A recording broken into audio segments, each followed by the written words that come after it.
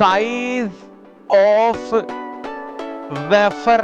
भाई आपने कहा कि हम वेफर से कवर करेंगे, तो वेफर की साइज जो मैंने आप लोगों को पहले भी बताई है कि जो आपका स्टोमा है उससे 1/8 इंच लार्जर साइज का वेफर होना चाहिए। और मैंने आपको पढ़ाते समय यह भी बताया है कि आपके रायबरेलियंस में पहले पूछा जा चुका है। तो वेफर की साइज बोली जाए तो 1/8 इंच लार्ज देन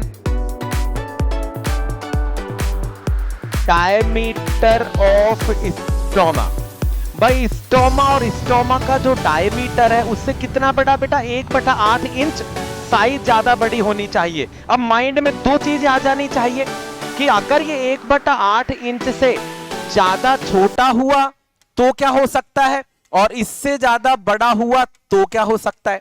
देखो दोनों चीजें आपके माइंड में चलती रहनी चाहिए, किस चीज का फायदा है और किस चीज का नुकसान है। हम लोगों ने यहां पे कहा कि अगर आप एफ्लुएंट या उस लीकेज को रोकना चाहते हैं, ध्यान दीजिएगा कि अगर आप उस लीकेज को रोकना चाहते हैं तो आपको कवर करना पड़ेगा वेफर से, और वेफर की साइज है 1/8 इंच ज्यादा बड़ी होगी स्टोमा की साइज से। और अगर वेफर की साइज आपने कहा 1/8 है, लेकिन अगर एग्जामिनर यहां पे कहता है कि 1/4 या 1/4 इंच वेफर एक्सीडेंटली अगर नर्स यूज करती है स्टोमा को कवर करने के लिए, तो बताइए हो क्या सकता है। तो सीधा बताना है कि अगर साइज स्मॉल होगी तो वापस से आप यहां पे कह सकते हैं रिस्क ऑफ लीकेज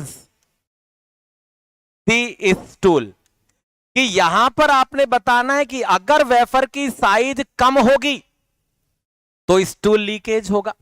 और आप यहां पे कह रहे हैं कि अगर वेफर की साइज ज्यादा होगी तो स्किन इरिटेट हो सकती है।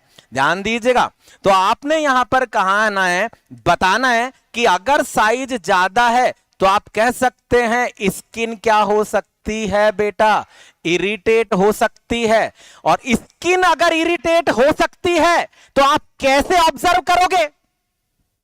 अरे बात सुनते जाओ, बार बार बताओ ना, एक एक पॉइंट पर प्रश्न है। अब एग्जामिनर बोलेगा what is the observe by the nurse when the skin irritate during the cover by the stoma with wafer, कि वेफर की सहायता से स्टोमा को कवर करते हैं और स्किन इरिटेट होती है, तो आपको कैसे पता चलेगा।